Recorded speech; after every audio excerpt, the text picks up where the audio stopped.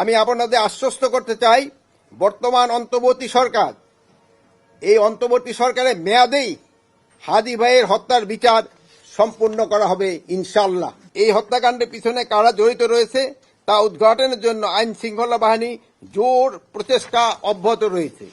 গ্রেপ্তারকৃতদের কাছ থেকে পাওয়া তথ্য, সাক্ষীদের জবানবন্দি এবং উদ্ধারকৃত আলামত পর্যালোচনা ও সার্বিক বিবেচনায় মামলাটি তদন্তের শেষ পর্যায়ে রয়েছে।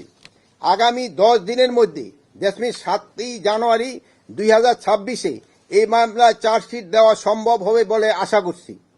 আমি সবাইকে এই বিষয়ে ধৈর্য ধারণ করার অনুরোধ করছি। আমরা অতি দ্রুত এই হত্যাকাণ্ডের মূল রহস্য এবং যারা এর পিছনে জড়িত রয়েছে তাদের নাম, ঠিকানা সহ পূর্ণাঙ্গ তালিকা জনসম্মুখে উন্মোচন করতে পারব ইনশাল্লাহ।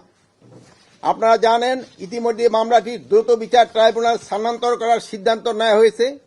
এই জঘন্য হত্যাকাণ্ডের ঘটনায় দ্রুততার সাথে ন্যায় বিচার নিশ্চিতে আমাদের সর্বোচ্চ প্রচেষ্টা অব্যাহত রহিয়াছে। এ কাজে ব্যাঘাত ঘটাতে ফ্যাসিস্ট দোসর, দুষ্কৃতিকারী ও সন্ত্রাসীরা অনবরত তৎপরতা চালিয়ে যাচ্ছেন।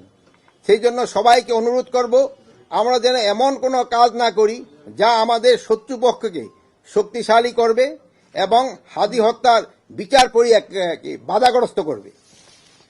আমি আপনাদের আশ্বস্ত করতে চাই, বর্তমান অন্তর্বর্তী সরকার, এই অন্তর্বর্তী সরকারের মেয়াদেই হাদি ভাইয়ের হত্যার বিচার সম্পূর্ণ করা হবে ইনশাআল্লাহ।